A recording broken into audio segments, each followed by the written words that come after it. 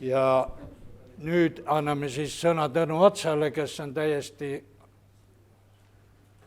mitte põline, aga juba hulk aega Rooma klubi liige. Ei ole külalisesineja. Ja temaga me saame olla märksa karmim, kui ta pikale läheb. Ole lahke, hakka pihta. Nii, head klubikaaslased ja niisama huvilised. Ma ei tea, kas see nüüd teeb minu ülesande kergemaks eelmine jutt või raskemaks. Ma ei saa ka öelda, et see oli mingi soojendusbänd, aga ta, kuigivõrd ta ikkagi provotseeris. Ma püüan seda siiski mitte reageerida oma arvamustega, kuigi võib-olla need tikuvad sinna jutu sisse tulema, mis puudutab nüüd hirmusid, kartmist ja ohtusid, aga nii ta on. Et see jutt on kuigi palju ikkagi ajendatud ka sellest, et meil on praegu jõulumeeleolu. Peaks olema vähemalt advendi aeg ja tavaliselt me oleme aasta lõpus oleme pühendanud mingi jutuga rohkem sellisele üldinimlikule teemale ja jõulumeeleolule. Ja see veider sõna seal on tingitud sellest, et eelmine koosolek või istung oli meil väga huvitav. Tiiu Kuurme rääkis meie koolielust tipu poole pealt, kõrgharidus ja võib-olla ka teadusproblemaatika. Ja siis me leppisime kokku, et mina räägin sellest alumisest otsast, kui seda võib alumiseks nimetada. On see, et kust me tuleme ja kuhu me oleme minemas. Ühesõnaga, kasvatuse see osa, mis puudutab Ülot parafraseerides, ta oli siis pesaharidus. See kõige esimene kasvatus, millega inimene puutub pärast sündi kokku.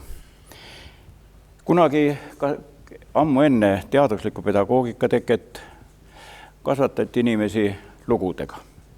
Räägiti õpetlikke lugusid ja teised pidid aru saama, mis sellega öelda taheti. Need olid küll muinasjutud, küll mõistukõned ja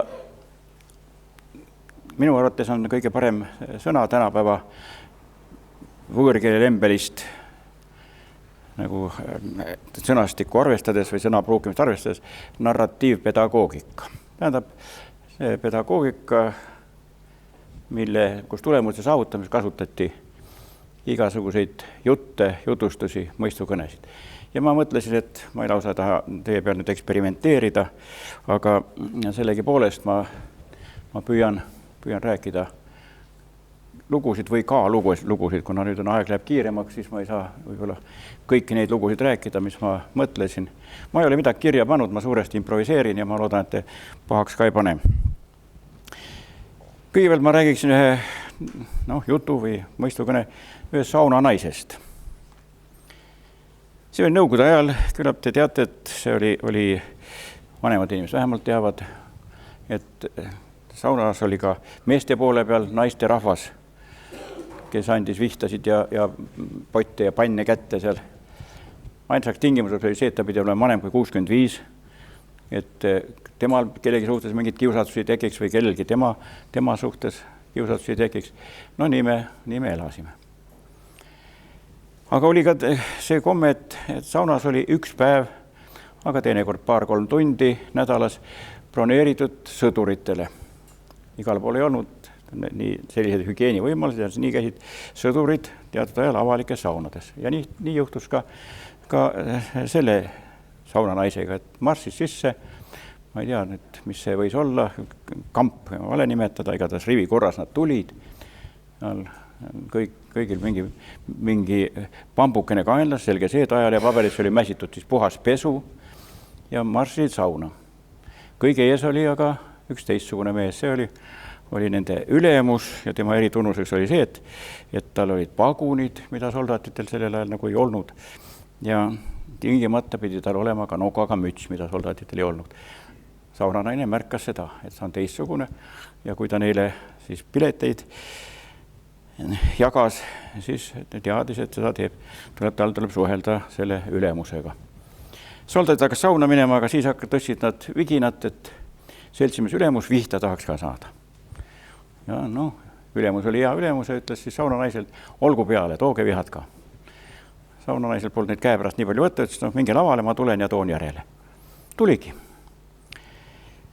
Läks siis lavaruumi, seal vihad kaenla all ja näeb, et laval on kamp noori turskeid, poisse, musklis mehed. Ja no ma ei tea, kas seal tekkis mingid mälestused oma noorusega või mitte. Igatahes olid tähelepanuväärsed poisid. Jagas vihad laiali, üks jäi üle. Siis ta imestavad, kellel see on. Siis poisid näitavad, et see on alumises trepi peal, vaata, andke sellele vanamehele ka. Vanamees sai ka viha kätte ja nii see saun oli, tulid välja. Nüüd oli kõik teistpidi. Nüüd olid jälle poisid rivis, ajalees pamppesu, mille olid seljast võtnud ja võib-olla ka need partjankad või jalarätid, mis tookord kasutusel olid. Ja jälle õiendas asju ikkagi see nokaga ülemus. Ma ei tea, kas see saunanaine nii mõtles, aga mis tema silma all toimus? Ta nägi, mis jääb inimesest järele siis, kui ta võtab vormi ära, loobub pagunitest. Siis jääb järele üks selline, seal selles olukorras siis üks vanaett, kes kartis kuuma võib-olla ja ei olenud tegutseda, istus esimese lavaastme peal. Aga poisid olid ikkagi midagi väärt. Ja see on nüüd võiks olla nagu sissejuhatus kogu selle jutule, et kes me oleme ja mis me oleme. Kui me keskendume sellele, kes olla või kelleks saada, on üks asi, ja kui teine asi on hoopis see, et mis olla või missugune olla. Kui teilt ükstast kõik kellel küsida, et kes sa oled, siis me kõigepealt tulevad pähe kohe pagunid. Ma olen õpetaja, ma olen direktor, ma olen õppejõud, ma olen professor. See pagunite asi.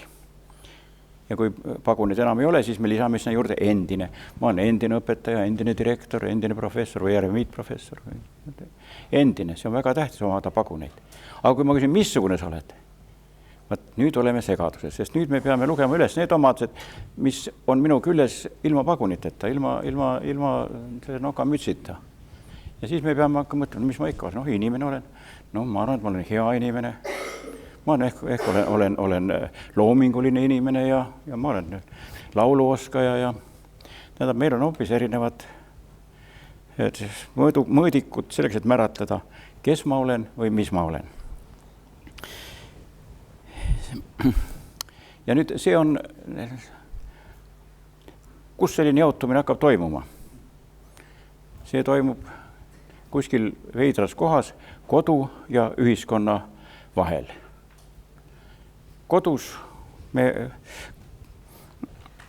Kodukasvatust me praegu räägime kui humaansuse kasvatusest.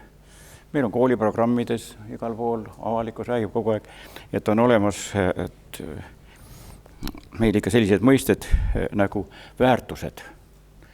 Mis väärtusi me kõige rohkem räägime?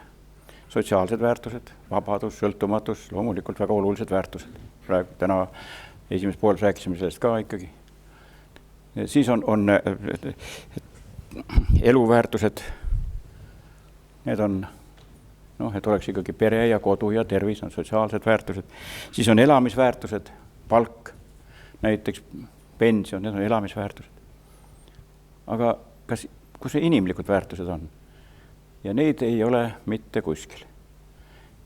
Mina olen töötanud kõigi astmete koolisüsteemis, süsteemi tees kaasa arvatud lasteaed ja ülikool. Aga koolis vähemalt ei ole mitte kuskil, ei kooli põhikirjas ega ka arenguprogrammides kirjas, et kasvatada lapsed inimlikuks. Küll aga on seal sees, et kasvatada seaduskuulekas kodanik. Nüüd see on see, selle narratiivide sisse ei mahu niisugust sõnad, aga paradigma muutus, et kus muutub see olukord, kus me räägime, et kasvatada heast inimesest seaduskuulekas ja kas üldse ongi selles erinevust. Mina sain oma õpilastele, aga kahjuks ka tudengitele sain asja selgeks teha näitega, mis tegelikult võiks olla tunduvalt sügavam, aga mina käsitlesin seda primitiivselt ja sain asjad paika. Noh, see oleks nüüd lugu meil Prantsuse revolutsioonist, aga selle ma pean nüüd pika jutuna vahele jätma, aga mis see Prantsuse revolutsioon tegi rahvaga, üldsusega? Ta seletas neile ära, et on uus aeg ja nüüd on inimlikkuse võidukäik, kodanluse võidukäik ja siis tekkis see loosung vabadus, vendlus ja võrdsus. Nüüd, mis need miski on? Lastel on lihtne seletada ja nad saavad aru. Absoluutne vabadus on anarhia, teeme seda, mis pähe tuleb. Ja selle vastu seatakse absoluutne võrdsus ehk seadused. Seadused on võrdsuse tööriist. Nii et suruvad peale mõlemalt poolt. Aga sinna vahele jääb, mis see vendlus siis on? Vendlus ongi see, mida see venna arm või siis see headus või eetika, kõlblus, mis jääb nende kahe vahele. Seda veidrat venna armu saab kasvatada ainult kodus. See ei ole isegi mitte minu arvamus ja see ei ole hüpotees, vaid ta nii on. Kodus me kasvatame subjektiivsel mikrokliimas, psüühilises mikrokliimas siis arusaamasid, mis on hea ja mis on halb. Täiesti subjektiivsed mõisted. Hea tegu ja halb tegu. Hea laps ja halb tegu. Subjektiivsed määratlused. Lapsel kujuneb selleks, neid asjad selgeks teha, väidetavalt 12 aastat, aga need jagunevad veel väiksemateks etappideks. Midagi peab selgeks olema selgeks 5-aastaselt ja midagi 3-aastaselt. See on, kes asja tunneb, Montessori. Ja siin on see seotud nüüd peremõjuga. Kui see peremõju ei ole, mis siis juhtub? On olemas meil selline sündroom nagu Maugli sündroom. Laps, kes on kasvanud ilma täiskasvanute toeta, õigemini täiskasvanute juuresolekut, tugi võib isegi olla.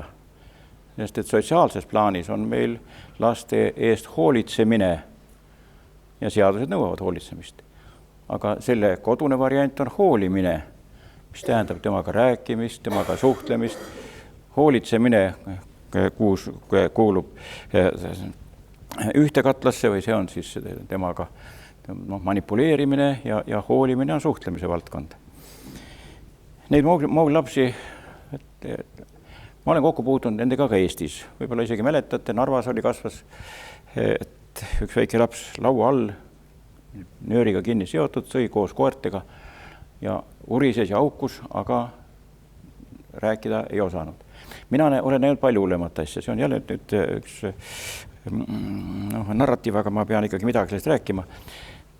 Kunagi 85. aastal, 86. aastal leiti, et maha jäetud sõjaväe garnisonist 2 last, kes olid selles varemetes, kust nad välja ei pääsenud, aga pealt avatud. Ja need olid seal olnud ilmselt päris kaua. Ema oli pärast selgus siis idioodi diagnoosiga ehk udu tõmmanud ja neid toitis, õigemini ei toitnud, vaid pildus sealt alla toidujäätmeid ka idioodi diagnoosiga naine, ilmselt nende vanaema. Ja neid siis filmiti. Seda filmi ma nägin, oli komplekteerimisel üks töörühm ja mina pretendeerisin ka sinna töörühma, et minu programm oli siis vaadata, kas nendest Maugli sündroomiga lastest õnnestub veel inimesi saada. Nad olid omamoodi teistsugust, mida ei kujutanud ette. Näiteks nad küll kaklesid, aga mitte nii, nagu me oleme harjunud filmidest nägema, kus peksavad üksteist karatee-löökidega näkku. Ja ei, nad trügisid üksteist, peaga tagusid ja püüdsid hammustada. Mitte niisugust ürgajast ilmselt ei tulnud meile teadmisi karateest või sumost ehk natuke rohkem. Ja kui nad sealt välja tõsteti, siis nad mitte ühte positiivset emotsiooni neis ei olnud. Nad olid tigedad, nad püüdsid hammustada, rabelesid ja isegi oma pead jättes nad teineteise peale pigem vihastasid, aga ei naernud. See on Maugli sündroom väga üldiselt. Elus olid nad tänu instinktidele. See oleks pikk jutt rääkida meie 8 instinktist. millega me siia maailma sünnime, aga need on kõik need, mis toetavad meisse peidetud kurjust. Ikkagi tuhandeid, isegi miljoneid aastaid oleme elanud kas siis hirmus või kartuses, et me ei ela välja ja me saime toetuda sellele ürgsele DOS-süsteemile, mis on igas arvutis olemas, kuhu saab siis tarkvara peale laadida ja see instinktid on see tarkvara, millega inimene sünnib. Kurjus paraku. Ja kõik inimlik on selle peale laaditav. Nii emotsioonid, seal ei olnud näha positiivseid emotsioone ja kogu selle aja kasvatus on tegelikult instinktide koolitamine, varustada need ürgsed instinktid inimlikkusega, aga see oleks juba loengu teema, seda ma siin praegu endale lubada ei saa.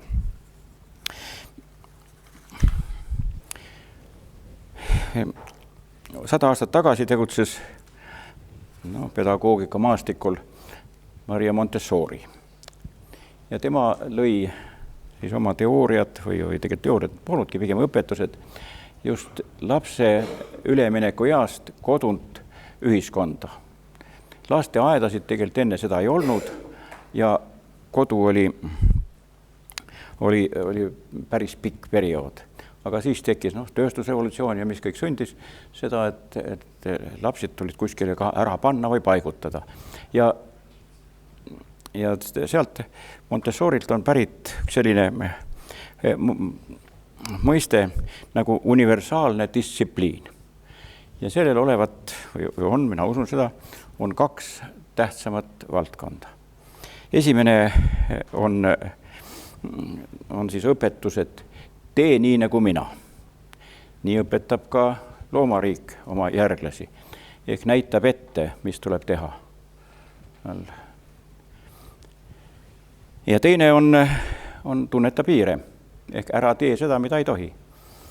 Paljud teie juurest, hulgast on minu juures käinud, ma elan Matsalus looduskaitse alal, seal on praegune aeg on see, kus meil on ornitolooga rohkem kui linde, aga nendega on põnev rääkida.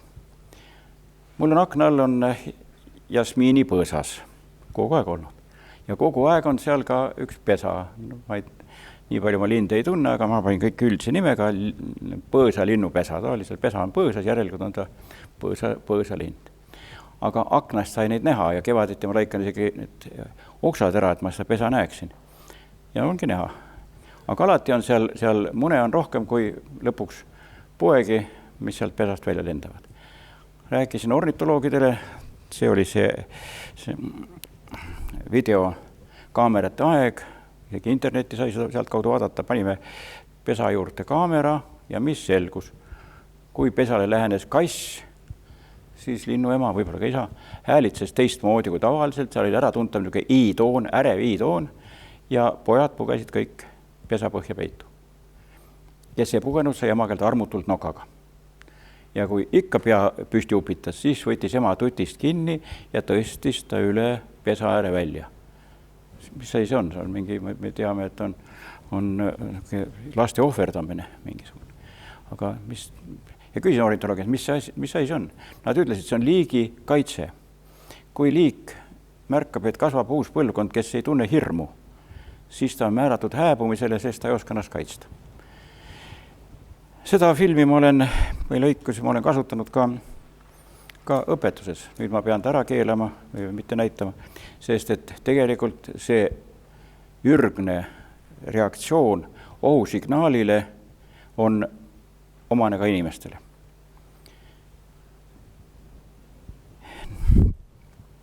Pärast ma näitan, kui ma julgen, näitan ka siis mingi pildi sellest.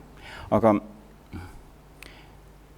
kui öeldakse lapsele ei, siis tema ajus aktiivsus pidurdub. Mul oli võimalus kuskil juba 25 aastat tagasi töötada teadlaste grupis Rootsis, Linköpingis. Ja seal oli võimalus vaadata aiu positron emissioon tomograafiga. Oli suur luksus, tollele öösiti, mida seda tegema. Ja siis oli võimalik võrrelda. Ma mõtlengi, see on see pilt, mida ma ehk julgen näidata pärast, aga või märgata, kui inimese ajus tomograafis märgatav aktiivsus oli üles aetud nii-öelda juttudega ja siis öelda talle sealt kõrvalt ei, sellise tooniga, ta Freud kategooriliseks imperatiiviks nimetas, oli hetke jooksul, aga ka ainult lühikeseks hetkeks järsku aktiivsus kadus. Ka lastega on samuti. 6-kuune laps, kes alles õpib roomama, kui ta jõuab mähkimislaua serva ja ema talle seal kõrvalt röögatab ei, laps pidurdub. See on automaatne reaktsioon keelule. Täpselt sama toimub ajus siis, kui teda torgata nõelaga. Neid statistlikke katseid me lastega ei teinud, aga ajus toimub täpselt sama. See on valuaisting.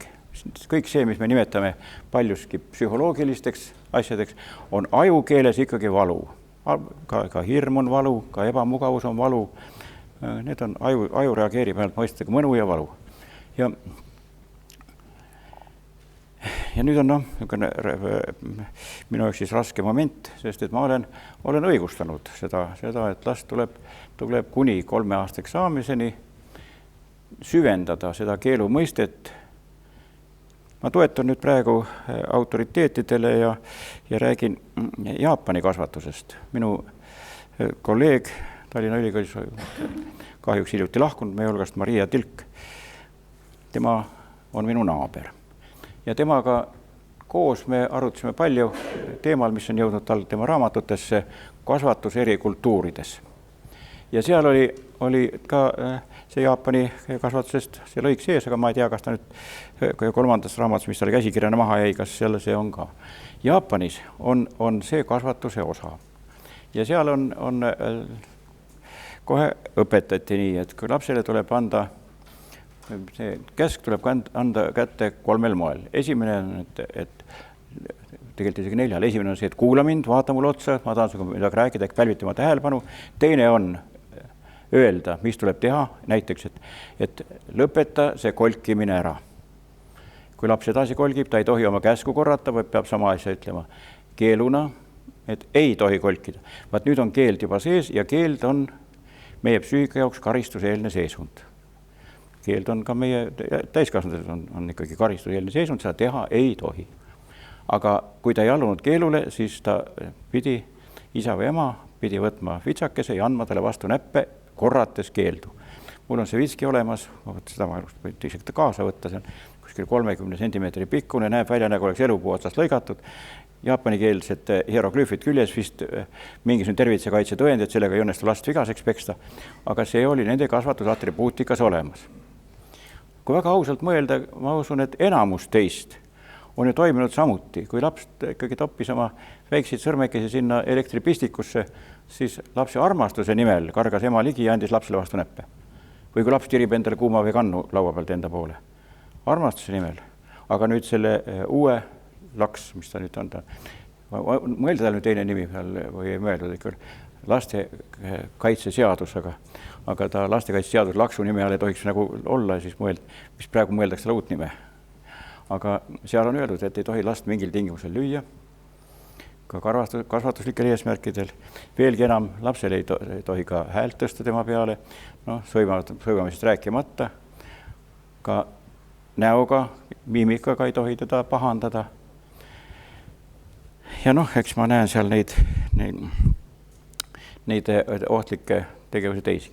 Praktikas, ma ütlen, et psühholoogina pean ütlema, et püütakse ära keelata emotsioonid. Emotsioonid ei allu ju teadvusel, need tulevad automaatselt. Kontrollida saab seal, kas sellele emotsioonile järgneb ka mingi tegu, aga emotsioon ära keelata ei saa. Aga me praegu arvame, et kui me teeme väga head lastekaitseseadused, siis keelame igasuguse emotsionaalsuse ära ja siis tuleb meil kasutada hiljem juba talsutamist ja dressuuri kui siis pseudopedagoogilisi võtteid. Laps tuleb ära talsutada ja dresseerida. Nüüd seda tohib teha Jaapani, ma nüüd tsiteerin või viitan Jaapanile, et keegi jälle minule seda ei inkrimineeriks, seda laste piinamist. Kuni lapse inimlikustumiseni ehk kuni 3. eluaasta, kuni 3-aastaseks saamiseni või 4-aastaseks saamiseni. See on see aeg, kui lapsest saab inimene, ehk tema aju hakkab töötama infot töötleval režiimil ja meie märkame seda küsimusena miks. Kui laps küsib miks, siis tema aju on hakanud tööle nii nagu meil siin praegu. Enne seda ta talletab infot, aga ei, ta võib küll analüüsida, aga mitte, ta ei sünteesi seda. Pärast seda on juba ohtlik. Enne seda saab laps aru, et keeld on valus, pärast seda ta teeb järelduse, et isa on paha või ema on paha. Aga see on nüüd lihtsalt vihje sellele, et me toetudes Montessorile, ta ütles, et kuskil peab last niimoodi nii kasvatama, nüüd me mõtleme selle ümber ja see jutt jääb selles võttes natukene hiljaks. Aga kui me räägime, et laps on sõnakuulmatu, siis ta on ainult, ta ei kuula keeldu. Allumatu laps, kes käsku ei kuula, see on lihtsalt allumatu, aga keeldu, kes keeldu ei oska kuulata, see on sõnakuulmatu laps. Kahjuks jõuab massiliselt kooli meil lapsi, kellel keelu mõistet täiesti puudub. Neid polegi varem keelatud. Ja kuna õpetajal puudub ka võimalus mingisuguseks aktsiooniks pärast seda, siis õpetaja ei hakkagi last keelama, sest et ta karistada niikuinii ei tohi. Sanktsioonid puuduvad. Ja see teeb õpetaja töö väga, väga raskeks. Ja seda eriti siis selles ülemineku eas, kui meist peavad saama inimesed. Tema ütleb, et see on 3 aasta jooksul on vajalik, Montessorist on jutt, see on 5 aasta jooksul peavad lapsele ka harimus välja kujunema, ja 7 ja 12 aastaseks ta on juba, peab olema küps juba täiskonnate maailma astumiseks. Jutt on kõik humaansusest ja sellega saab see bandiitlik osa kasvatuses minu jutus ka otsa. Ja edasi ma räägin ikkagi humaansuse kasvatamisest ja inimlikkuse kasvatamisest. Ja ma juba ütlesin, et ega meil seda programmides eriti kuskil ei ole. Me räägime küll sotsiaalsetest probleemidest ja sotsiaalne headus, aga ei räägi inimlikust teadusest. On ainult 3 erinevates kultuurides ühist headuse kriteeriumi, headuse ilmingut. Need on siis headus ise, tähendab inimlikkus ilmingut, inimväärtust. Headus, teine on tugevus ja 3. on siirus. Need on 3 asja, mida saab kasvatada ainult kodus. Sellel ei ole objektiivset väljundit. Sest niipea, kui me jõuame kodunt välja, kui me satume ühiskonna küüsi, kaasa arvatud siis lasteaed, on ta juba sotsiaalse mõjutamise küüsis ja seal ei ole enam subjektiivset määratlust, hea ja halb, vaid seal on objektiivne määratlus, mis toetub seadustele, normidele, võib-olla ka traditsioonidele ja need sõnad on õige ja vale. Nüüd see on kasvatuse jaoks minu jaoks sõlm küsimus, kuidas kasvatada laps, kes on kasvanud kodus selle headuse ja kurjuse teljel, või kurjus on vale sõna tema jaoks, ütleme hea ja halva teljel, kuidas seda asendada objektiivse teljega, õige ja vale käitumine. See on paras pähkel. Mul on palju tegemist olnud lastevanemate koolidega. Need on veider nähtus, mida oleks hädasti vaja meie ühiskonda, aga neid keegi ei finantseeri, keegi kinni ei maksa ja nii on ta taandunud koosolekutega, lastevanemate koosolekul või mingite üksikute üritustega, aga on ka neid, kes tõsiselt võtavad seda asja. See ei ole nüüd, mul on kaasas üks raamat, pealkiri on Isa ja beebi ja see on selle mõttes veider raamat, et seda ei müüda. Seda jagatakse tasuta ja kahjuks on mul ainuke, ma lasen küll ringi käia, aga ma loodan väga tagasi saada, sest et ta on mu kollektsioonis ainukene. Seda me jagame nendele isadele, kes on käinud läbi perekooli. Ja siin on siis ka nende narratiividena kirjas kasvatuslikud jutud, millest saab isegi mees aru. Ja ta on, nüüd ilmub uus jälle jaanuaris, aga see on igal aastal me midagi uuendame, midagi paneme juurde ja kogu aeg ta muutub paksumaks või paksemaks, kuidas õige sõna. Aga jumala eest andke mul tagasi. Mul on juba kurb kogemus, et kui lased ringi käia, siis jääb ikkagi tagasi tulemata. Kuidas? Laseme tagant ettepoole kohe. No tehke ruttu lihtsalt. Tal ei ole hinda, tal ei ole kõik need niisugused, tal ei ole vist ISSN-i numbritki sees ja see on selles mõttes põnev. Me ei tegele lapsevanematega ja isadega tegeleme hoopis vähem, kuigi viimasel on märgata isade suurenevat huvi oma laste vastu.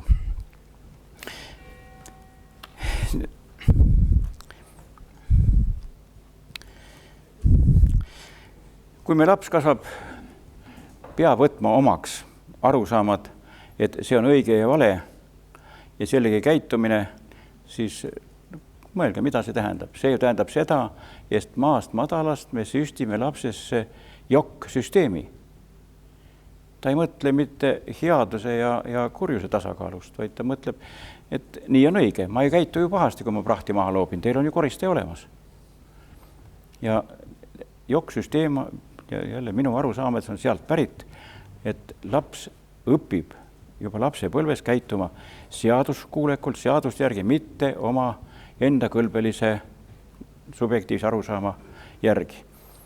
See Prantsuse revolutsiooni see vendlus surub kahelt poolt peale ja see meie eetika osa on seal ikkagi ääretult õhukeseks jäänud ja näib, et me lepimegi sellega.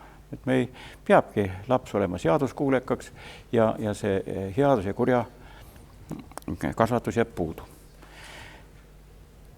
Mul on lasteaiad, kus mul on võimalus eksperimenteerida, mitte küll lastega, aga programmidega. Ja seal me oleme võtnud juhtlõngaks või juhtnööriks selle, et püüame lasteaias tagantjärgi taastada või parandada perekonna kasvatusvigu. Reegel on selline, et iga laps on ikkagi kuskil mingil momendil pedagoogiline praak, kasvatuspraak. Kaasa arvatud nad, kes on sündinud mingisuguse sünniveaga. Ja teine reegel on see, et paremaks kui vanemad on oma lapsi nad kasvatada suures plaanis ikkagi ei suuda. See tähendab, et tuleks koolitada lapsevanemad, aga nüüd mõnes lasteaias me teeme, et püüame taastada seda kodu olukorda, mis jääb kasvatamata. Mul vahepeal paluti, et ma räägiksin mõne asja väga praktiliselt, siis ma seda ka räägin. Mis on üldse kasvatuse ja õpetamise vahe? Õpetaja õpetab lapsele arusaamist, kuidas asjadest aru saada ja kasvataja õpetab last mõistma. Seda mina kogesin seda Rootsis õppides ja seal oli see range vahe või seal oli isegi kasvataja tiitel oli kõrgem kui õpetaja. Meil degradeeriti kõik kasvatajad õpetajaks, aga seal on kasvataja oli eriline üksus. Õpetada suudab tihtipeale, palun andeks, iga turakas, aga kasvatada ei suuda kõik. See tähendab seda, et ta peab ise olema väga empaatiavõimeline, kasvatab lastes empaatiat, aga kui ma puutun kokku lastevanemate, kes on hädas, siis nemad pole mingit empaatiat ja siin ma ütlen tõepoolest kurjasti kohe. Ta karjub laste peale, ta sõimab neid, ta ropendab ja laps ju kasvab samasuguseks.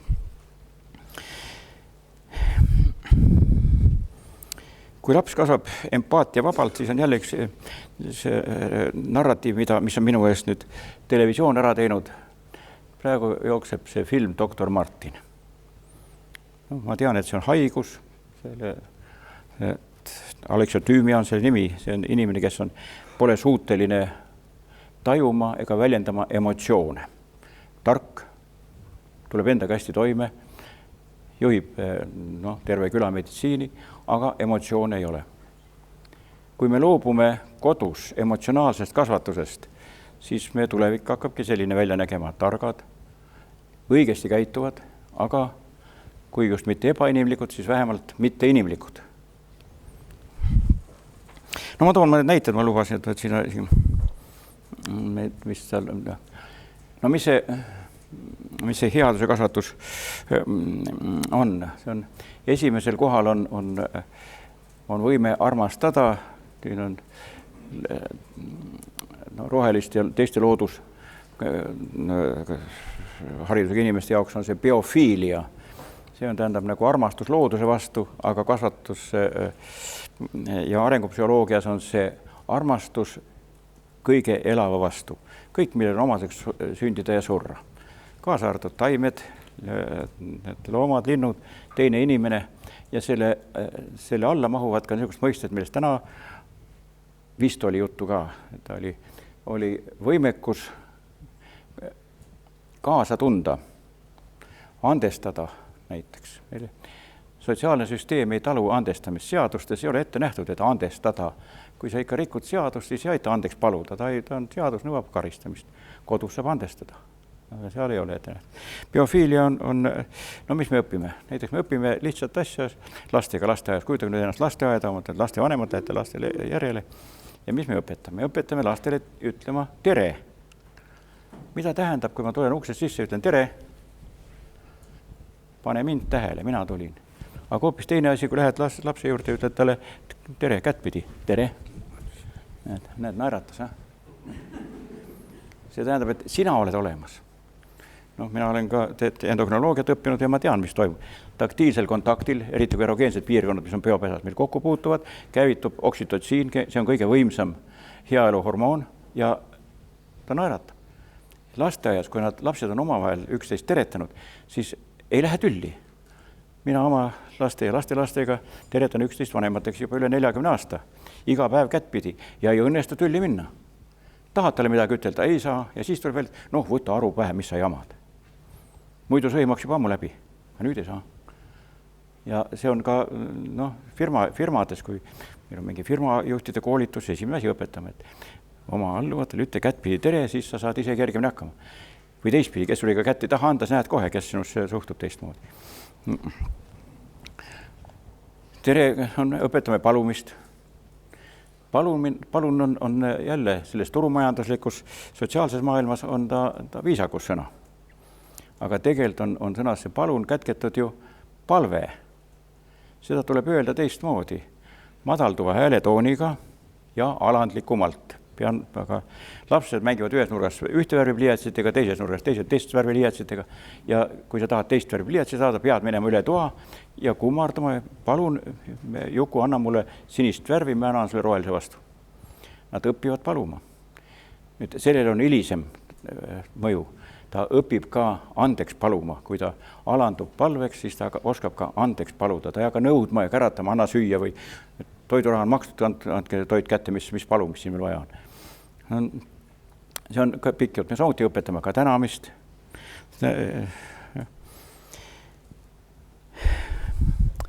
Ja siis mahuvad sinna kasvatusega sellised sõnad, millest lapsed saavad nagu teise kuulamine, tema märkamine, temaga rääkimine ja andestamine. Nii, nüüd ma jätan terve rea siin vahele, ma näen, et siin juba püütakse mulle märkamata mikrofoniga. Aga lastele tuleb endale aru saada, et mis asi on see hea tegu. Paljud lapsed usuvad, et kui ma ei tee halba, siis ma olen hea. Ei ole, siis on ta normaalne inimene. Selleks, et olla hea laps, peab ta head tegema. See on minu kodu õues tehtud pilt ja siit on näha, et maailm saab otsa. Isegi siin on kerge uskuda, et maailm seisab 3 elevandi seljas ja need on veel kuskil vaalade turjal ja see on erandlik koht, sest seal saab vaadata silmapiirina mööda maismaad, nii et midagi ette ei jää. Merel on see lihtsam, teisel pool on mul meri, siis saab merele ka nii vaadata. Aga nüüd on üks huvitav, mida ma ise olen kogenud, et selline olukord kutsub mediteerima. Ja algus liiguvad küll mõtted sinna kauglusse, sinna silmapiiri taha, aga siis me jõuame endasse tagasi ja hakkame mediteerima. Ja siis on lastele selge, on lihtne seletada, et elu ei koosne sellistest ajaühikutest, mis on selles sotsiaalses või turumajanduslikus maailmas, et on aasta ja aasta aruanded, jõuluvana tuleb ja mis kõik. Seda me teame, aga ta on jube pikk aeg. Lapsi jaoks on aasta meeletult pikk aeg. Ka kuu ei seleta talle mitte midagi, sest et kuus me teeme, tavaliselt ootame palgapäeva või pensionipäeva. Nädal, reede, nüüd tuleb järgmised on vabad päevad. Aga päev on ajaüksus, mis määrab meie psüühikas väga palju. Ja eriti selles samas kasvatuspsühholoogias. kasvatuspsüühikas siis. Hommikul, kui päike tõuseb, siis päev sünnib, siis on ta kollane. Olete märganud, et tõusev päike on kollane. Ja kui päev või päike loojub, siis päev sureb. Meie ellu mahtud üks tsükkel, mis algab ja lõpeb. Ja siis mul on seal, see on päikeseloojang, see on 10 minutit, kestab see aeg, kui päike jõuab silmapiirini ja 10 minuti jooksul on ta kadunud. Ja siis meil on laiali pandud need toolid ja lapsed istuvad ja peavad mõtlema, alguses peavad ka mulle rääkima, aga nüüd on nad juba nii oma lapsed, aga need, kes käivad seal lihtsalt nii-öelda külas või sellepärast, et vanemad on nad sinna toonud, nii et peavad ka kõvasti rääkima. 3 mõtet, mis on kasulik meil kõigil läbi mõelda. Just päeva lõikes. Kes mulle täna aitäh ütles? Ehk kellel ma täna head tegin? Teine, kellele mina täna aitäh ütlesin? Kes mulle aitäh ütles? Ja 3, mis on vist kõige tähtsam, ega mul ei jäänud nüüd päeva surres püsti mõni tüli, mõni konflikt, mis on lahendamata. Võt, see on nüüd väga vana tarkus, idamaadest on see pärit, et meeleolu, millega inimene uinub, kinnistub unes iseloomuks. Ütlen, ma olen seda võimalik olnud endokronoloogiliselt kontrollida. Kui me jääme magama vihaselt, siis meis kinnistuvad mingisugused agressiivsuse jooned meie iseloomus või ka käitumises. Kui me jääme magama nuttes, siis me muutume kuidagi abitumaks või melanhoolsemaks. Ja kui me jääme hirmunult, siis on foobiad kerged tulema.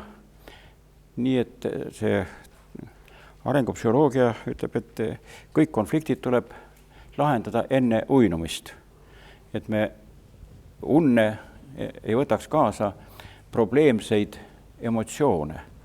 Meie aju ei talleta ainult infot, vaid annab igale infole juurde emotsionaalse värvingu.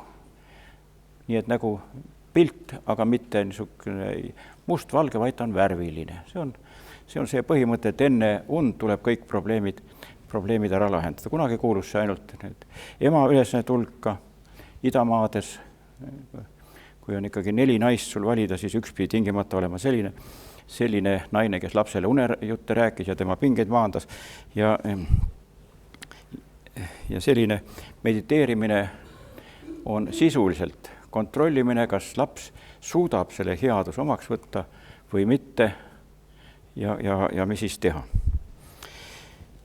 Aga kui ma ütlesin, et meil humaansusel on 3 aspekti, siis ma ütlen, et teised ka ära, et ta jääks rippuma kuskil. Teine oli tugevus, esimene oli siis headus või võime armastada ja teine on tugevus. Siin ma ei pääse ka nüüd mingisugusest narratiivist. Kunagi benediktiini munkade elus oli väga palju keemiat. Nad tegid alkeemilisi katseid ja sealt on pärit 2 meeldejäävat jooki. Esimene oli benediktiin, nüüd tagantjärgi, kus ma enam alkoholi eriti ei pruugi, võin ütelda, et see oli minu lemmikjook, benediktiin tudengipõlves. Maitses hästi ja ma ei tea, kas on enam müügil või mitte. Aga teine jook oli tunduvalt kallim ja see oli tugevaks tegev õli. Müüdi tilkhaaval ja maksti palju raha selle eest. Oskab keegi aimata, mis see oli. See on müügil muuseas tänapäevalgi.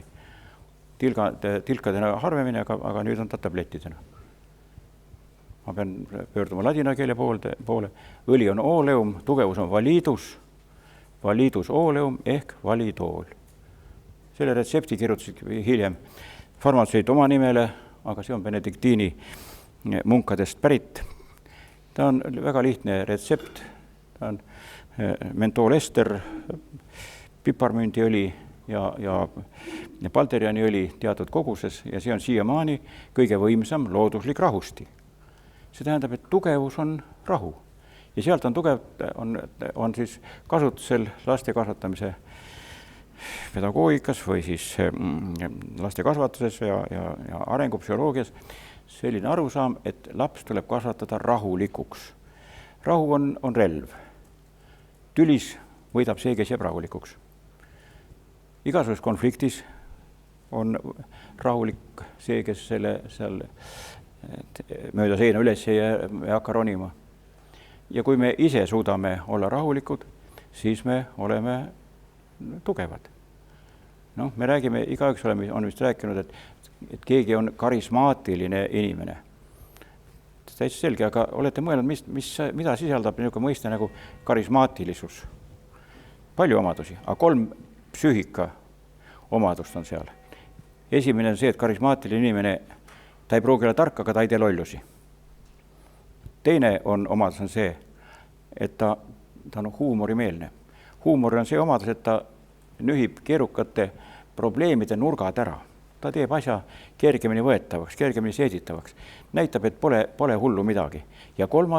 karismaatiline inimene on rahulik ka keerulises situatsioonis. Ja see teeb ta ligi tõmbavaks. Peale selle tal võib olla palju teadmisi ja oskusi käituda. Aga 3 psüühilist omadust, mis on seotud karismaatilisusega. See on küll praegu religioossest kirjandusest pärit, aga ma usun, et ta ilmalikus maailmas täpselt samuti.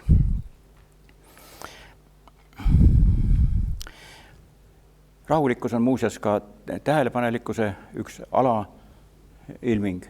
Rahulik inimene saab keskenduda paremini ja tema keskendumisvõime on parem, ehk siis tähelepanuse omadus, mille nimi on püsivus, see on rahulikul inimesel parem. Lapsed, kes õpivad rahulikkust, õpivad ka püsivust. Jälle eraldi jutt, see on loengu teema, kuidas seda püsivust kasvatada, aga seda me üritame teha ja tihti teinekord edukalt ka veel.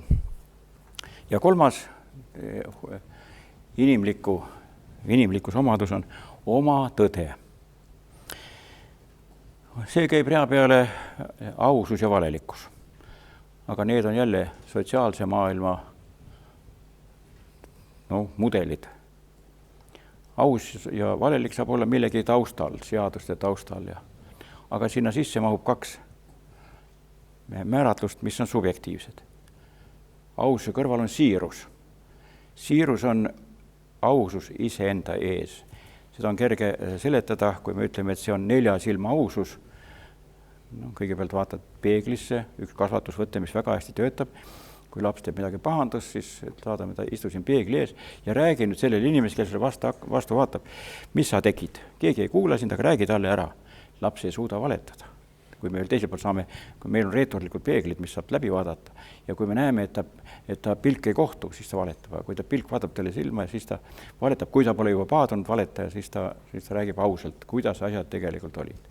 Aga 4 silma ausus tähendab ka siis duaalset ausust, et 2 inimese ausus, et pärast seda ei teki kemplemist, et ütlesid, ei öelnud. Et seda peetakse kõige suuremaks, üllamaks mehelikkuse spetsiifiliseks iseloomujooneks, et ta on 4 silma aus. 4 silma on antud lubadus, ta täidab. See muuseas seob kurjategijaid omavahel. Kambris antud lubadus, ma pean seda täitma. Tühja mul sinu seadusest, ma lubasin täita, tähendab, ta mahub selle eetika vahele. Ja nii on või see eetika sisse tähendab siis selle anarhia ja seadustiku. Kui on totaalne seadustik, siis on ju totalitarism, mille poole me liigume. Ja nüüd tekib siin kasvatuse jaoks oluline moment. Me peame last mõistma sedavõrd, et tegu, mida ta teeb, kui see on tehtud armastuse sildi all, ehk sinisilmselt me ütleme, teades, et see on armastuse pärast tehtud. Väga halb näide on see, kuidas karu tapab kivihoobiga oma taltsutaja laubal kärbseid. Aga ta teeb seda usus, et see on õige tegu. Teine, kui ta juhib teda siiralt, ehk ta teab, et see ongi aus tegu. Ja 3, kui ta teeb seda rahulikult, ta ei ole endast välja läinud, ta ei ole mitte eufoorias ega mingisuguses agressiivses käitumissituatsioonis.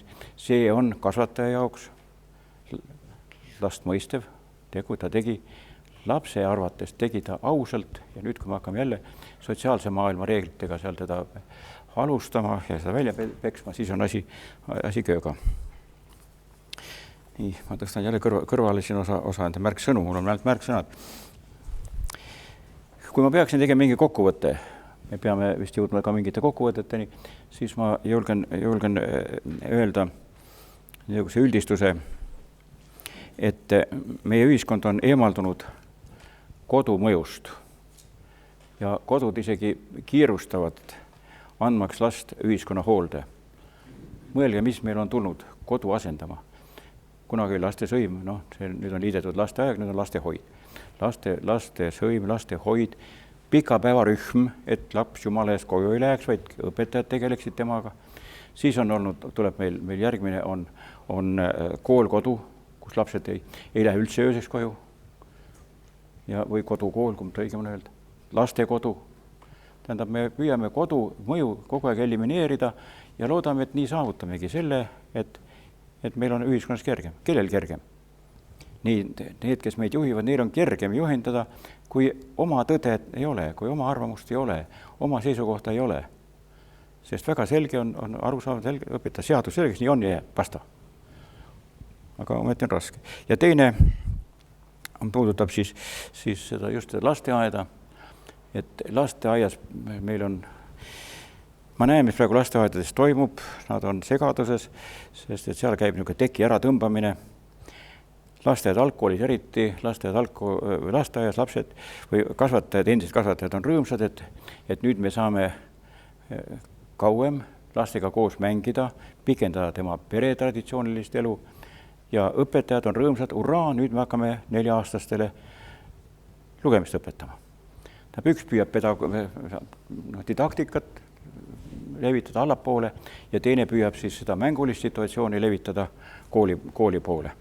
See alles tekib meil see raskus ja praegu on mul lasteaednike koolitusi palju, nad kuulavad minu ära, et pärast on segaduses, ei tea. Kuidas siis, aga kui kogu aeg räägitakse, et sa oled ikkagi selle kõige alumise astme õpetaja. Ja siis on, et aga nüüd järsku tuleb kasvatada tal teretamist ja rääkimist, aga need, kes on eksperimendina selle läbi teinud, need saavad asjast küll. Ja minu aeg, mis minust sõltumata, minust mitte minu süül, aga nüüd on see küsimiste aeg käes, aga enne ma näen, et mõni arvab, et ma olengi selline naivist, kes räägib linnupesadest ja võib-olla kuu valgusest ja päikse valgusest, aga siis ma nendele, kes tingimata hakkaksid muidu küsima allikaid, siis ma nende jaoks ikkagi panen midagi järgmist ka. Need ongi huvitavad keemia, see on väga oluline.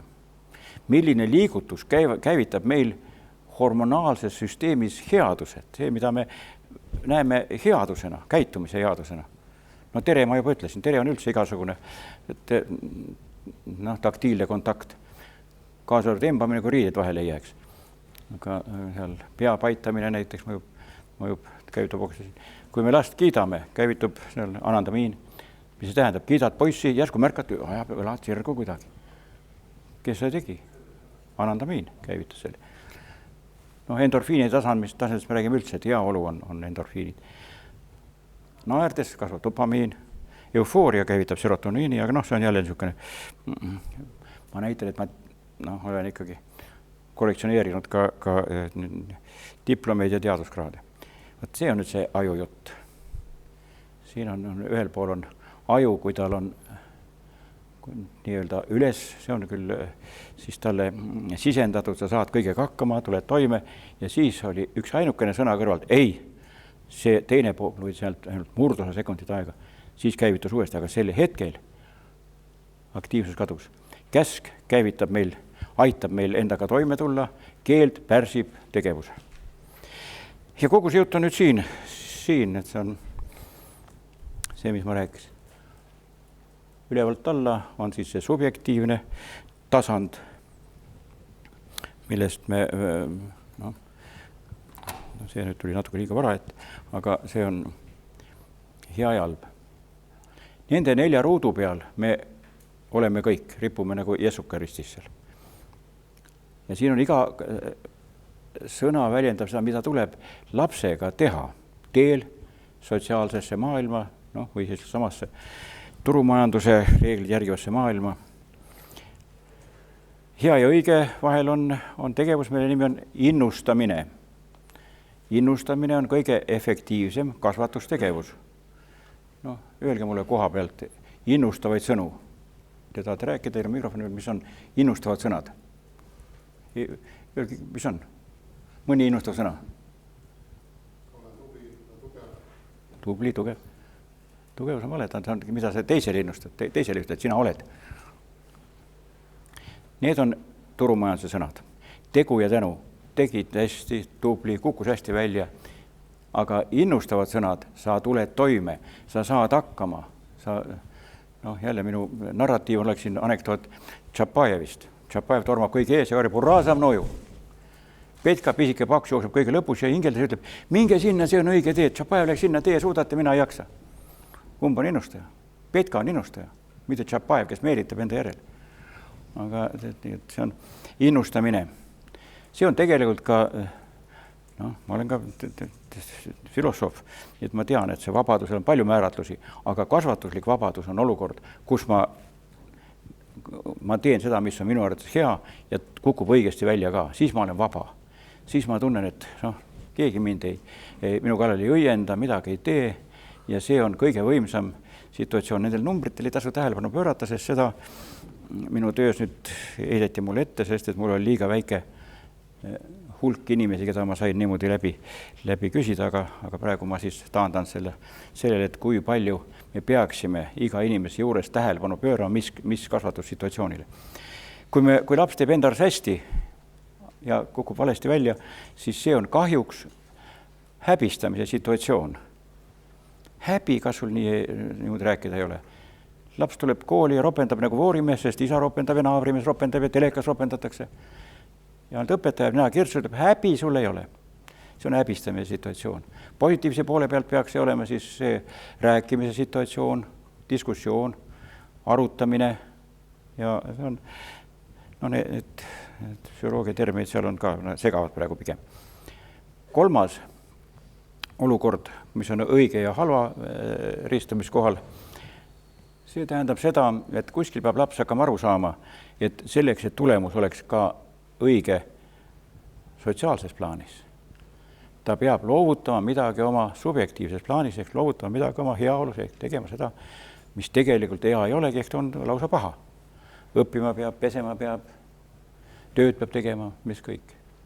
Siin on kasvatustegevuseks tegelikult on nüüd ühelt poolt preventsioon ja teiselt poolt see, mis on meile väga oluline, on tahte kasvatamine.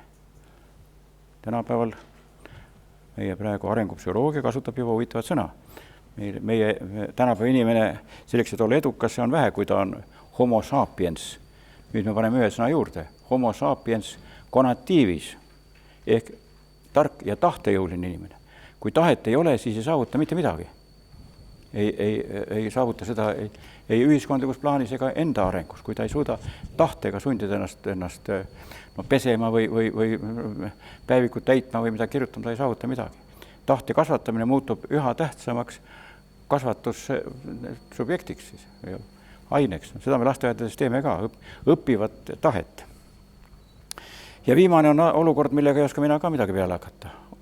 Paraku on meie hulgas lapsi, kes kohe tahavad halba teha, naudivad isegi seda ja teavad, et on vale tegu ja ikkagi teevad. Meil on lihtne seda öelda, et see on siis kehtestunud negatiivism. Aga ometi me peame nendega ka toime tulema. Aga kui nüüd panna kokku 100%, siis ma kujutan ette, et meis kõigis on neid ilminguid, ühel rohkem, teises vähem, aga nendega me puutume kokku igas olukorras. Ja nüüd on see mul et oletame, et on kasvanud laps, kes on kasvatatud väga mõistvaks ja heaks lapseks. Kas ta jääb selliseks? Ma ei ole näinud paremat pilti armastavast ja mõistvast lapsest. Kas ühiskond lepib sellega? Ebahügieeniline, eks ole. mis sa teed? Mina küll usun, et kui selline laps kasvab suureks, siis temal on piisavalt suur pagas, et olla inimlik ka väga keerukates situatsioonides. Häid jõulupühi. Aitäh! Aitäh!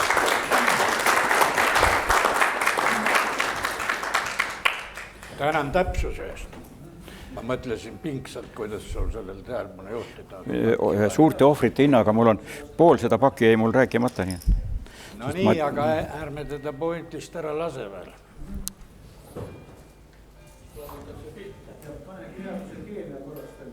See headuse keemia või?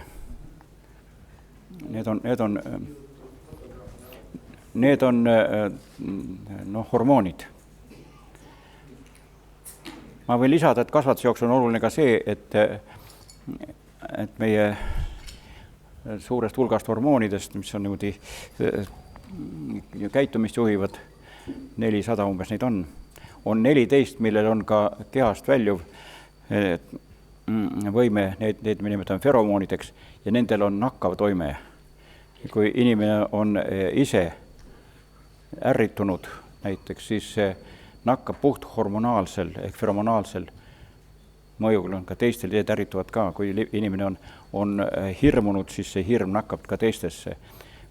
Ja on olemas ka niinimetatud immuunferomoon, mida nõutakse õpetajatelt, psühholoogidelt, et ta peab olema immuunne selle vastu, et võõras mõju, võõras feromonaalne väli mind ei pääseks mõjutama.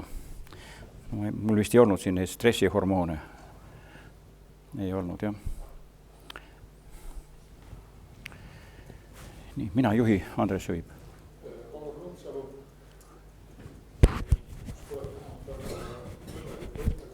Põhjalikus pole siin üldse mitte.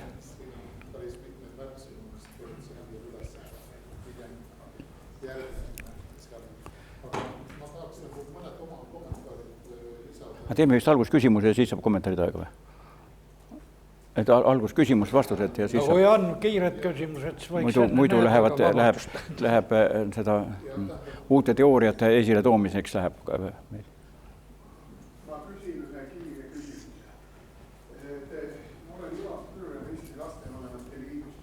Te kõnelesite tahtest, jah. Alles hiljaaegu oli lugeda Eesti meedias, kus üks Eesti tuntud psühholoog tsiteeris Ameerika uuringuid, kus ta teatas, et Ameerika psühholoogiaõpikutes on mõiste tahe välja roogitud. Kas see tahe siis teie arvates on olemas kognitiivselt või teda ei ole? Mina sõnulisin üleeile 3 uut Ameerika kõrgkooli õpikut, mis oli mõeldud just psühholoogide väljaõpet ja tõesti mõiste tahe peab puudub. See on nüüd psühholoogia õpikutest välja roogitud, aga mitte käitumisest. See on tahe kui psüühiline enesejuhtimise võime ja selle asemele on toodud motivatsioon. Et on sisemine ja väline motivatsioon ja tegurid, mis inimest juhivad. Aga seda näiteks jälle mujal ei ole. Nii. Kiire küsimus, jah. See oli kiire kommentaar, sest ma veel järgmisel nõupidamisel on otsest Lastekaitse Liit. Ma igaks juhus meenutan, et uus lastekaitseseadus ei välista mitte üheski sõnastuses emotsioone ja kui me ütleme lapsele emotsionaalselt ei, siis see on täiesti piisav teda takistama. See seadus keelab füüsilist karistamist ja sellega seotud ja sõimamist, mõnitamist ja nii edasi, sellepärast, et me ise õpiksime ennast tagasi hoidma, et me endale seda enesemotivatsiooni korras ei ütleks. Enne kui läheme tegudele, mille järele emotsionaalselt mööda vastu peab ja siis ütleme emotsionaalselt või kallis anna andeks. Et see oli minu kiire kommentaar. Aitäh. Mul on vastu kommentaar, ma istusin ka sel nõupidamisel koos teie kõrval isegi. Ja kuigi me pole abielus, aga seal on jõudis ikkagi asi selleni, et emotsioone tuleb talitada. Nii.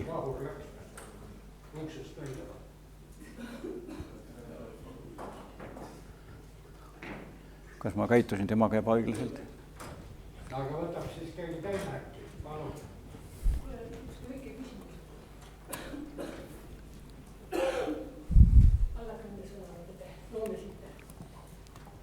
milline oleks hea ja kurja hindamise objektiivne kriteerium? Hea ja kurja objektiivne. See on täiesti, no ma selle reegli ütlesin, et ükski pere ei suuda last kasvatada paremaks, kui ta on ise. Nii et hea ja kurjategija perekonnas on hea käitumine see, kui oskad osamalt varastada. Nii et seal ei olegi, ei. Seda religioossed inimesed, muidugi nendel on see jumalik kriteerium, aga see on nii.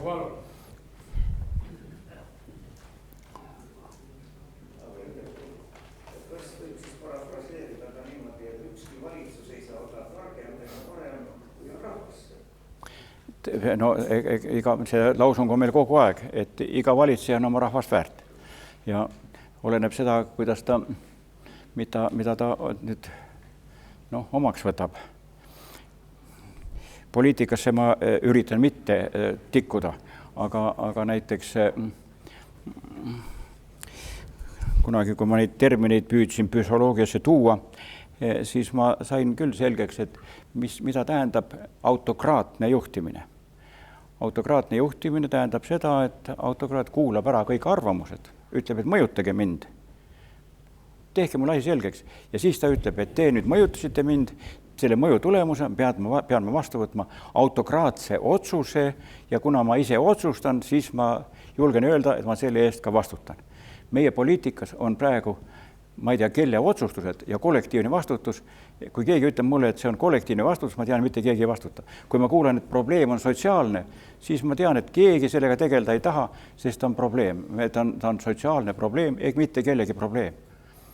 Mina ei tegele probleemidega, mina tegelen muredega. Ja nüüd see on minu jaoks raske punkt. Kus muutuvad sotsiaalsed probleemid muredeks, mida saab parandada?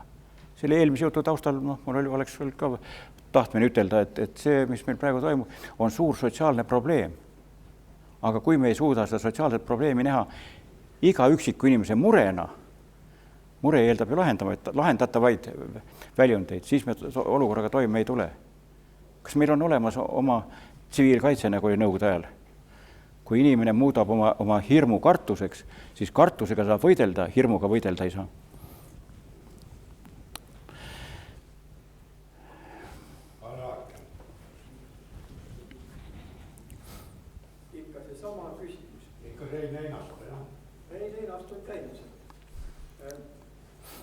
See kartus, et ma püüan ikka olla poliitiline, mitte tegeleda poliitikaga, ma palun määratle sina, kuidas sa mõistad poliitikat, sest mina saan vastupidi aru, me peamine missioon ongi just tegeleda poliitikaga natuke kaugemale ulatuvalt. See vaidlus läheb nagu meie praegusest teemast välja. Minu jaoks on poliitika olemas, aga minu jaoks on hariduspoliitika, kulinaariapoliitika, eluasemepoliitika, aga mitte parteilist poliitikat.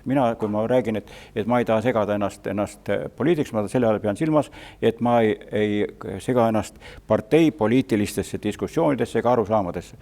Täitsa selge, et meil on mis see poliitika on? Kissinger ütles, poliitika on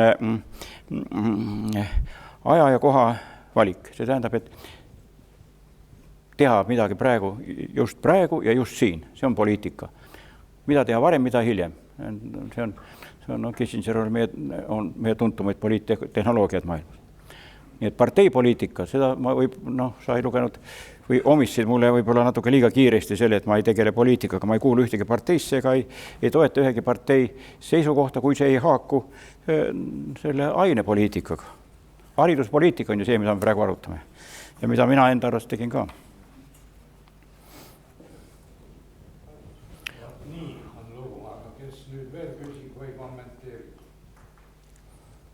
Indrek Tamme oli su käsi seal. Ei olnud. Mõtlesin, et kommentaator läks välja. Läks ja, aga ta võib-olla oleks tahtnud varem rääkida. Ta tahtis juba poole jutu pealt rääkima hakata, aga ma inetult katkestasin. Ma ei oska talle järele. Aga hea küll, mul üks küsimus on.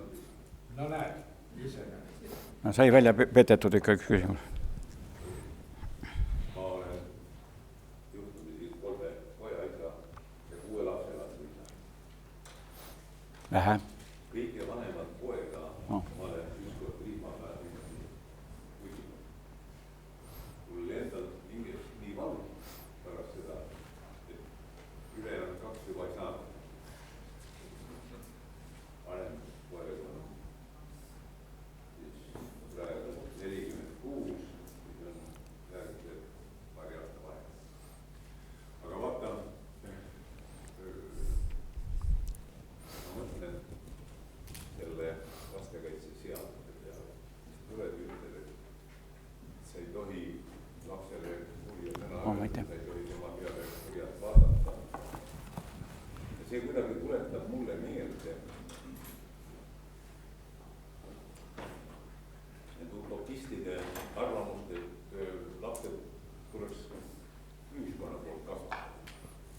ja võtta see, mida sina just rääkisid, et perekonna osa nagu vähendada ja isa ema osa vähendada kasutamisel.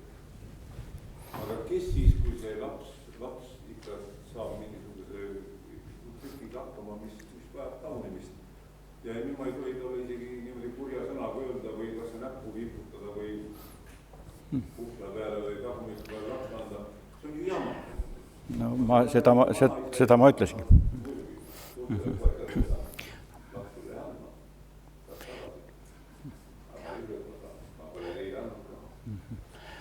Ma saan sind lohutada. Aga sa ütle nüüd kui psühholoog, mina pole psühholoog. No oled päris hea psühholoog küll. Oota, aga no ma kõigepealt ma olen palju lugenud, ma olen palju õppinud, aga kõige rohkem olen ma saanud kogemus sealt, et mul on 3 last ja nendel on kamba peale 15 last. Kujuta ette, mis isade peal tuleb kokku, kui nende naised ka kaasa arvata, siis tuleb 20 inimest, kes kõik on, kui ma mõtlen, kas ma olen oma elutööga, nüüd ma teen ikkagi juba kokkuvõtet oma elutööst, kas ma olen toime tulnud, siis tuleb meelde, mõnele sai küll antud sirakas, peksnud ma ei ole, löömine on ühekordne, peksmine on 2-kordne. Kui sa peksad, siis sa pead mõtlema, kas ma löön teist korda veel ja siis sa juba kuri. Aga korra, kui sa selle nähvaka annad, siis sa johtud eesmärgist. Ja ma olen nähvanud küll ja võib-olla ka tutistanud, aga nad kõik on omadega toime tulnud. Nad on kasvatatud headeks inimesteks, kuigi võib-olla jah. Nagu see... Kui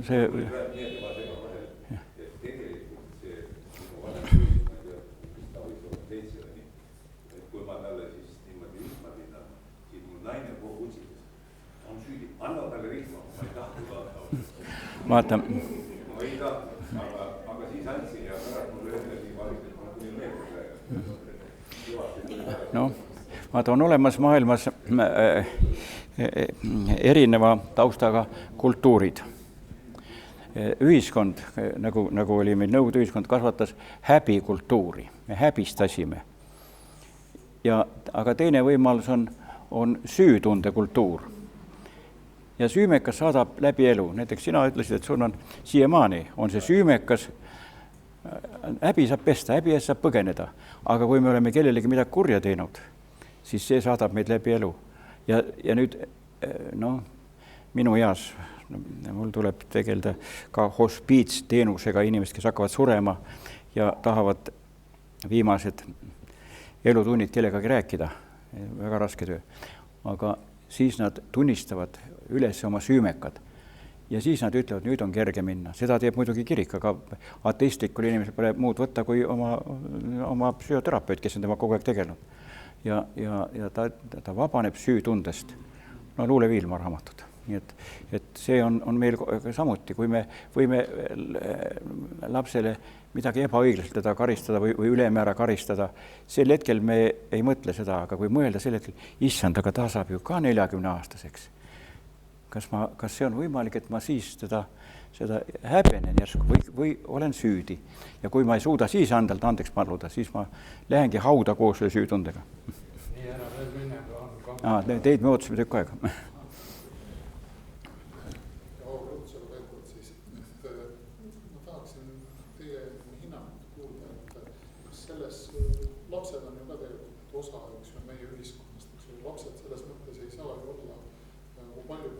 täiskasvanud nende ümber. Et kas see juurpõhjust me peaks otsima sellisest nagu meie tehnokraatlikus tsivilisatsioonist, eks ju. Et ma siin kuulasin seda Jaapani kultuuri juttu päris huviga, et mida Jaapanis, kuidas see Jaapanis kasvatusmeetodid on. Ma tean veel seda, et Jaapanis juba lapsed juba koristavad koolis, ka lasteaias, ühesõnaga teevad niisuguse lihtsamaid koristustöid. Et ühesõnaga sellist asja nagu meil Euroopas ju ei tee. Et nad saavad juba selle tööharjumusega maast madalast juba kätte ja austuse. No nii nagu kodus, jah. Selle aasta, mida meie et see on räpane töö, selleks on vastav inimene, kes seda teeb, aga seal Jaapanis lasteaias, koolis, lapsed koristavad endi järgi. üks väga hea film, kui natuke reklaami teha, siis on Koolitades maailma, kas mõnidest on näinud seda, kus räägitakse, see on meil YouTube'is ka olemas ja eestikeelsete subtiitritega räägib nagu niisugust Nepaali külastust nii-öelda ja selline standardiseeritud, unifitseeritud nii-öelda koolisüsteemi kohalikele elanikele peale surutakse ja missugused nagu koletud järelmid sellest on. Aga ühele asjale tahaks veel tähelepanu juhtida ikkagi, et meil on ju NSV Liidus oli oma ikkagi see alkoholism muutus ikka väga räigeks nagu siin lõpuaegadel ja aga see alguse sai ikkagi sellest Hruštšovi ajast, eks ju, et kuskil, mis see oli, see tolleaegne statistika oli vist, et 6 liitrit või 7 liitrit oli vist inimese kohta ja kuni siis 80 keskpaigaks jõudis see vist 15 liitri peale. Ja me teame, et maailmas see tervishoiuorganisatsioon ütleb, et kui rahvus tarbib rohkem kui 6 liitrit puhast alkoholi inimese kohta, siis sellel on väga tõsised järelmid rahvuse tervisele. Ja seda ju tegelikult see toimub meil juba 60 aastat. Ühesõnaga see on juba kinnistunud meil mingites juba geneetikas juba. Nii, selge, edasi. Ja teine asi, mis on üks juba televiisor. Täna vaatasin statistikat, 3 kuni 4, ligi 4 tundi vaatab tavaline Eesti inimene televiisorit päevas, eks ju. Et ja seda ka juba nii-öelda 30-40 aastat järjest, eks ju, et me oleme nagu muutunud niisuguseks masinlikuks ühiskonnaks ja siis tegelikult pole väga imestada, et sellise masinliku kultuuri tingimustes me nii-öelda... Ma sain aru, mis te on teil järgmine ka või ma võin vastata sellele vahepeal. Ja, tähendab, no kuhu kuulub tehnokraatia? Kas see kuulub nüüd indiviidi valdkonda või on ta ühiskonna ilming? Me räägime sõprusest ja nimetame Facebooki sõber. Mulle tuli teade, et kas sa ei taha minu sõbraks hakata, selle juhul sa oleksid minu juubelisõber 1000. kaaslane. Mõtleme, mis kuraadi sõber ma sulle olen, kui ma olen 1000. sõber.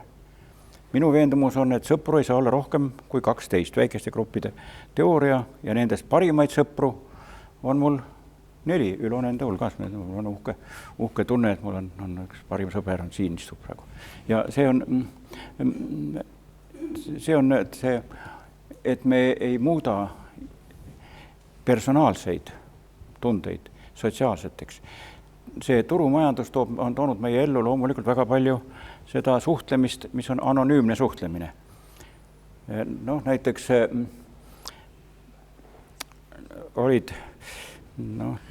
lõpp oli päris raske 2 inimesel, kes oli tuttavaks saanud vististi YouTube'i kaudu või ma ei tea kus kohal ja kirjutasid. Olid juba mitu aastat kirjutanud ja ma lugesin selle kirjavahetuse läbi. Kumbki mõlemal pool muutus kogu aeg paremaks. Ikka poiss muutus pikemaks ja mehelikumaks ja tüdruk rääkis ikka rohkem oma välimus, kogu aeg muutus kaunimaks. Ja nüüd, kui tekkis probleem, et nad peavad kohtuma ja tahtsid isegi abielluda, nad küsisid minult, kas saab virtuaalselt abielluda, sest ma kohtuda ei julge. Sest muidu paistab välja, missugune ma tegelikult olen. Virtuaalne maailm surub meile peale ja me veedame seal virtuaalses maailmas. Meid on püütud teha virtuaalseteks zombideks. Mul on koos selle linnupesa näitega on ka üks väga hea näide, kuidas oli mul akna ruudu peal oli tihane. Toksib vastu aknalauda. Ja väike tüdruk läheb ligi ja hakkab niimoodi näpuga tegema mööda klaas. Püüab ta suuremaks teha nagu oma nutitelefoni ekraani peal. Ta ei saagi aru, et kuskil on ehe loodus, vaid ta on olemas. Kõik saab näpuga suurendada või vähendada. Nii et me oleme selle virtuaalse maailma, ta muudab meid vägisi oma liikmeteks, nagu Facebook, et oled astu liikmeks ja siis saad veel 1000 kirja juurde kellegi. Aitäh sulle ammendavate vastuste eest, ma hakkan otsi koomale tõmbama. Üks ots läks ära, nii et... Ma ütleks niimoodi, et need statistilised arvud eestlase kohta keskmise oma on muidugi asjad, mille juures ma tegin väikse tähelepaneku, et ilmselt kui eestlane joob seal, ma ei tea kui palju absoluutalkoholi ja vahib 4 tundi televiisorit, siis õnneks ta vist sellest 2 tundi magab, nii et päris hukas ei ole. Alkoholi kohta mul on ainult üks kommentaar et no, siin me vahepeal arutasime ka omavahel, et mis me selle alkoholiga teha saame. Minuealine enam, noh, tema teab ise, kas võtta või mitte, kui ma ei ole juba sõltlane. Aga reklaam töötab uuele põlvkonnale. Muidu poleks seda reklaami ei töötada ühele joodikule, tema ei hakka selle arvel rohkem jooma ja ega väljakujunud joodik ei hakka selle põhjal siis, et näeb ilusat reklaami, no olgu peale, mina sinna hulka ei kuulu. Reklaam töötab noorele ja tema näeb, et see on kena ja selle, kui me räägime võitlusest alkoholiga, siis tuleks ära keelata ainult see osa reklaamist, mis on suunatud noortele või on noortele kergesti kätte saadav. Ja kuna tahtest oli ka siin küsimus, siis aitab ka see, et alkohoolik on sõltlane. Sõltuvuspsühholoogia keeles on kiusatus, millele tahe ei suuda vastu seista. Igasugune sõltuvus on kiusatus organismi poolt, alateadvuse kiusatus ja kui me ei suuda selle vastu seista. Joodik tihtipeale, tavaliselt ongi, tahtejõuetu. Kui viin on kaugel, siis tal ei jätku tahtejõudu, et viina järgi joosta. Asi on nüüd niimoodi, et see on järgmise konverentsi teema, alkohol ja tema reklaam ja kutsutakse kõik viinatootjad kohale. Aga me ei ütle neile, et nad on tapjad.